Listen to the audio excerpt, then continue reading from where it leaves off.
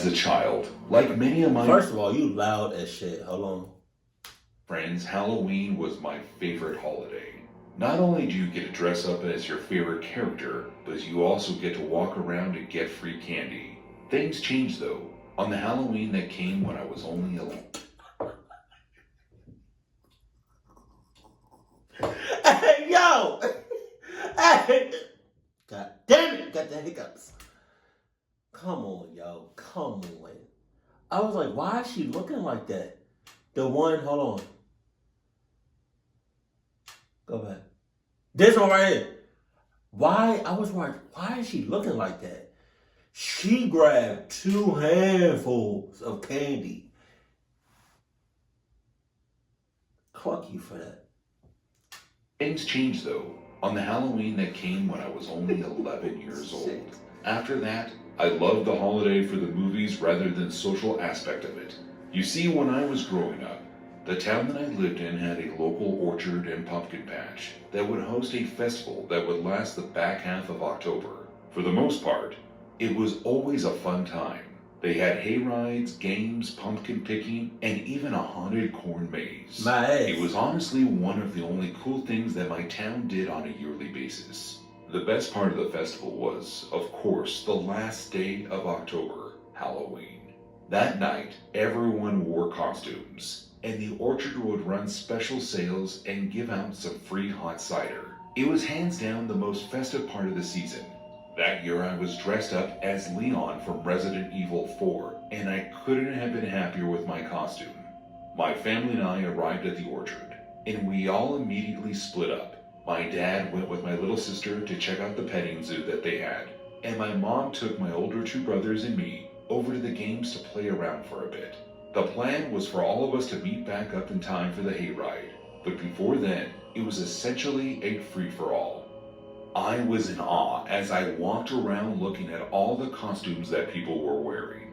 There were some really cool ones, like the Flash and the other superheroes. And then there were some really creepy costumes that I tried to stay away from, like the clowns, or the giant spider costumes that someone was wearing. So You had me with the clowns. Every other costume, I'm kinda okay with. But the clown shit, nope. surprisingly enough though, those weren't the scariest parts of that night for me. You see, it started when we were playing the festival games. We were at the booth where you need to throw the ball and knock down the stack of plastic pins, and it was my brother's turn to go, so I was basically just spending my time looking around at the different people and seeing if I could recognize anyone. That was when I first noticed him. There was an adult who was standing on the other side of the pathway near the restrooms. There it He is. was wearing a Michael... Near the what? Go back. Go back. Did you say near the restrooms? Hold on. That was when I first noticed him. There was an adult who was standing on the other side of the pathway near the restroom. Jesus. He was wearing a Michael Myers mask, and for some reason, it felt like he was staring right at me. He probably I was. tried to point him out to my mother, but when she looked over, she told me that he was probably just waiting for his kids to come out of the bathroom. That sound... Not his kids. The kids. A kid. Some kids. That one kid. 2 kids. 3, 4, 7, 8, 9 kids. Gee, rack him up, Michael. Come on now. logical to me, so I stopped focusing on him and continued enjoying the festival. And after about 20 minutes of playing some games, we finally met up with my dad and little sister so that we could make it onto the hayride before things got too busy. We still ended up waiting in line, but it was only about a 5-minute wait. Sure enough, we all loaded onto a large carriage that was filled with hay bales to sit on and be pulled around by a large tractor. The hayride was typically a ton of fun because they would have workers in costumes scattered along the path that it would take, and their jobs were to scare us. That year didn't disappoint me. At least 3 times throughout the ride, I genuinely got scared, and by the time we had finished, my blood was surely pumping.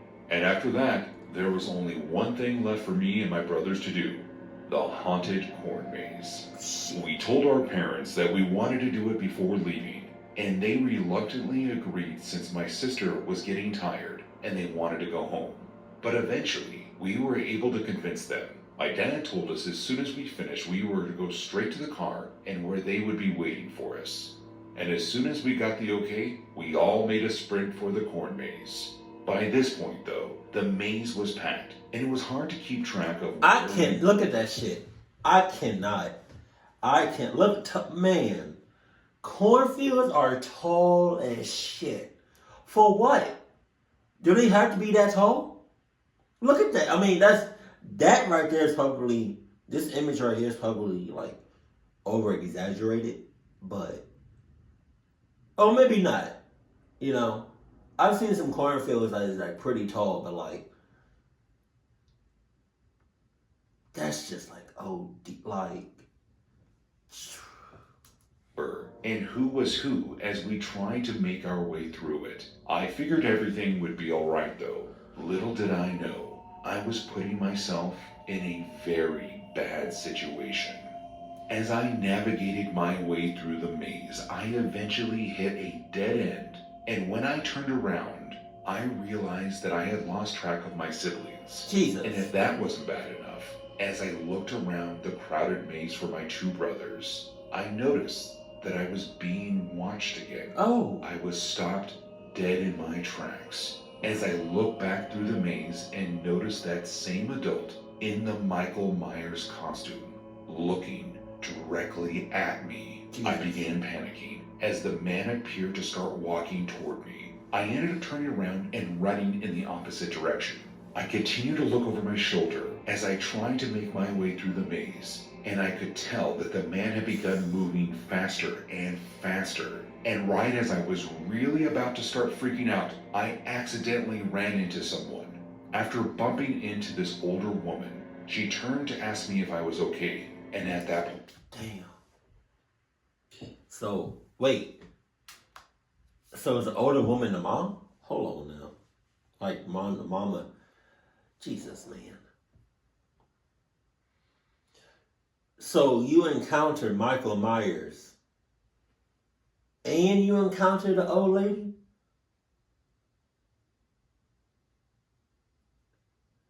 And in the cornfield? You might as well cancel Christmas.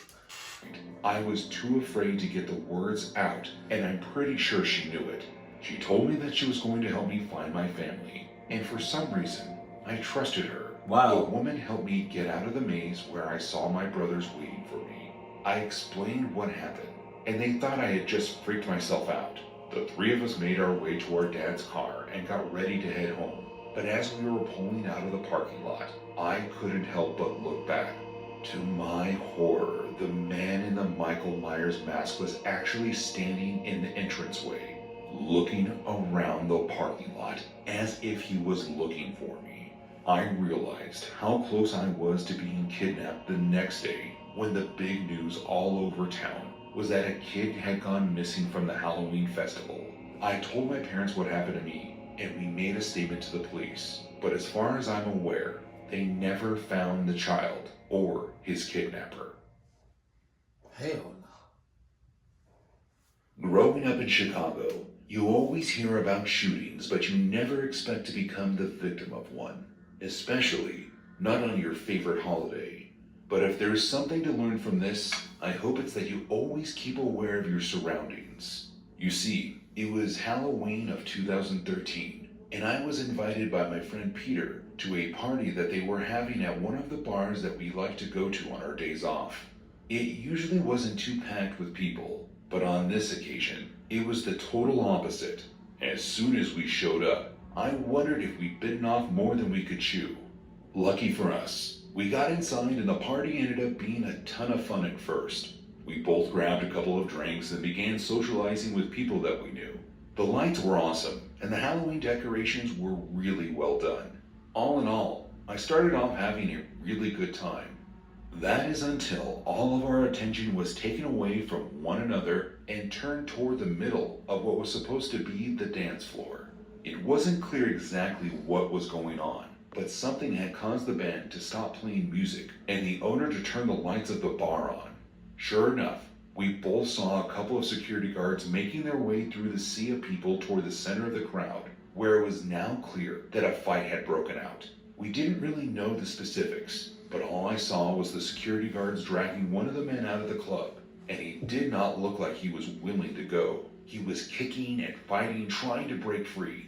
He was also yelling some things that I couldn't quite understand over the music that had once again started up. I'll admit, after that incident, I felt a bit uneasy about staying at the bar. So after a moment, I began walking around looking for Peter, and when I found him, I let him know that I was going to catch a taxi home. He didn't like that I was leaving early, but he ultimately was cool with it. So I said my goodbyes to everyone and began making my way outside. By The yourself? air was cold when I stepped from the inside of the... By yourself? You see, the thing about bars, especially public bars, is like it's public. You know?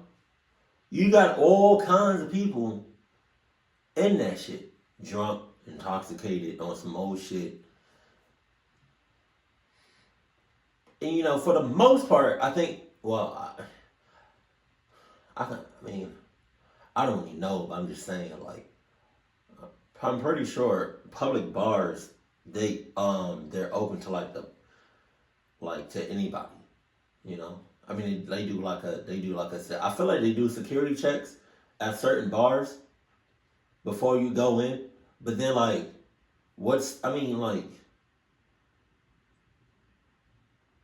don't know. Like, somebody can be crazy as cluck. Somebody can be like, I don't know. I get nervous about bars, you know? Because granted, you probably can't take a weapon in there, but you yourself could be a weapon. You know what I mean? Somebody coming in with a gun or a knife is just as crazy as somebody coming in that's crazy or a psychopath, you know? Out onto the sidewalk, and I immediately began looking for any sign of a cab to take me to my apartment. That was when I noticed there had been one right down the road, so I figured I would see if they were available.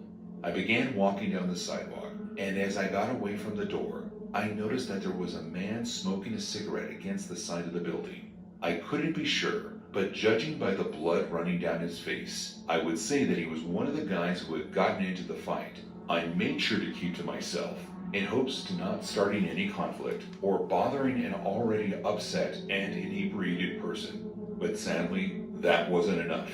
It wasn't the man who was smoking's fault, but as I passed by him on the sidewalk, all that could be heard were the sounds of tires screeching, followed by 4 gunshots. As soon as the event was over, I knew that a drive-by shooting just occurred, and I began looking around to see where it took place. To my surprise... What?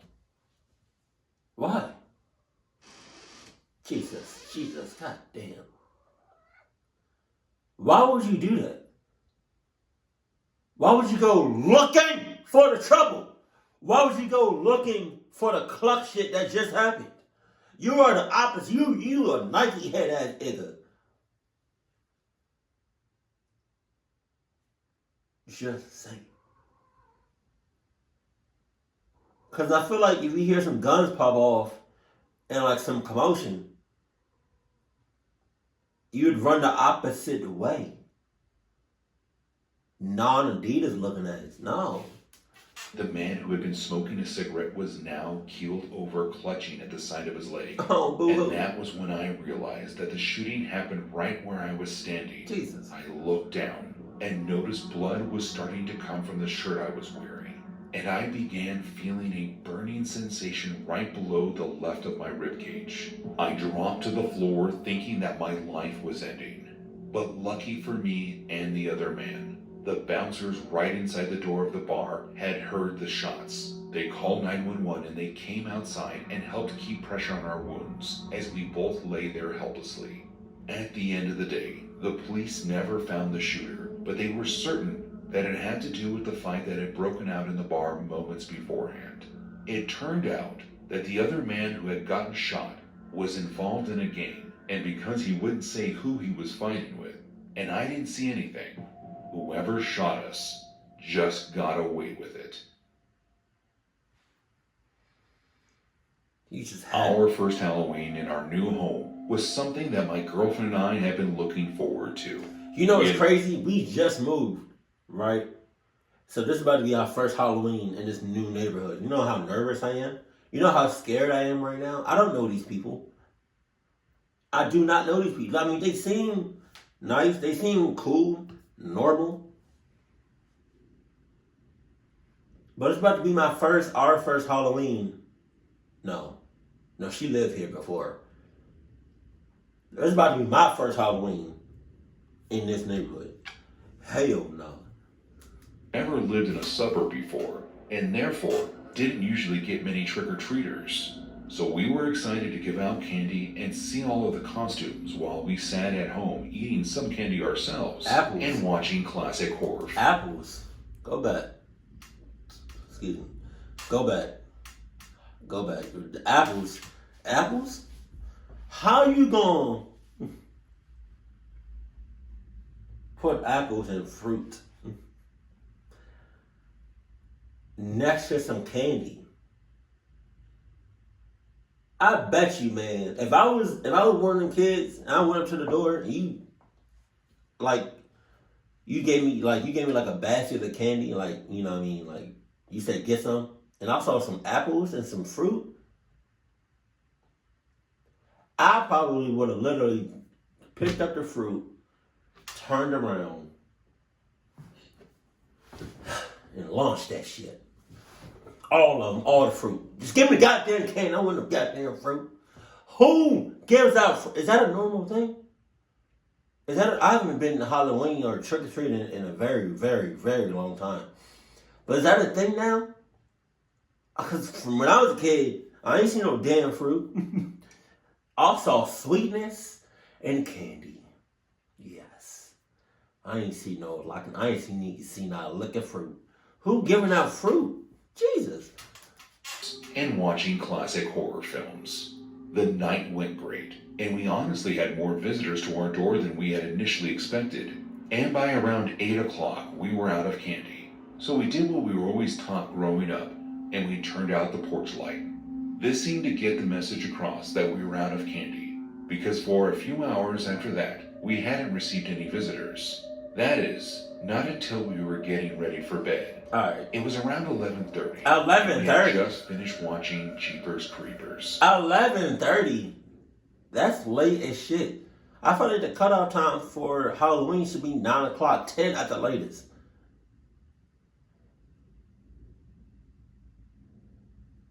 11:30?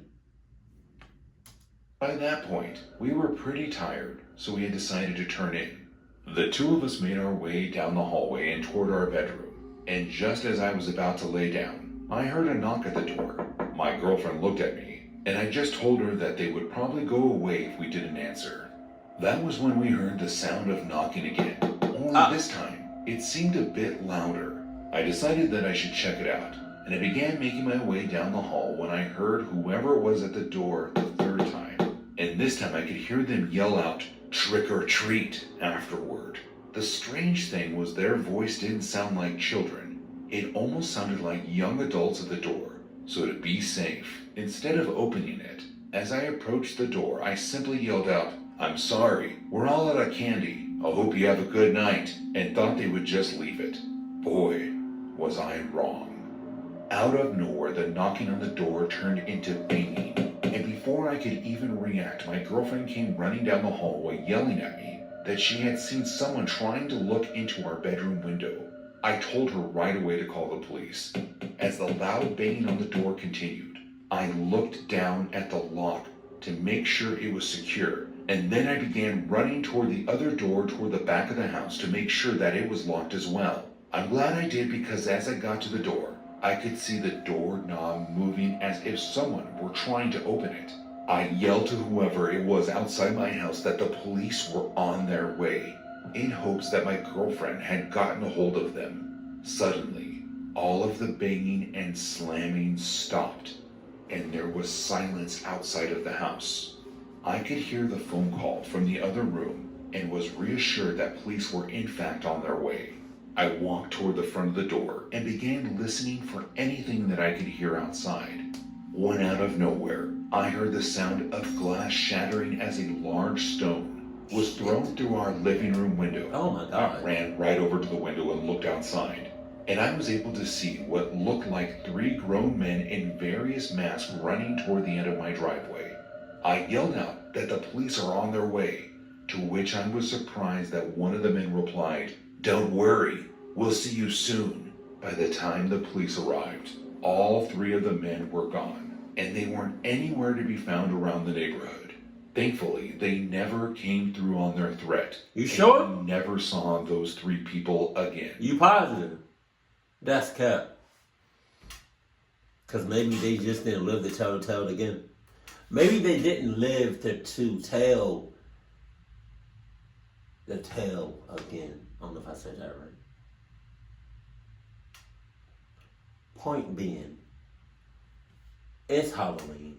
I don't cluck with Halloween at all. Maybe you do. Maybe I do. I do not. I never will. I'm either going to be, in my own home or somewhere safe.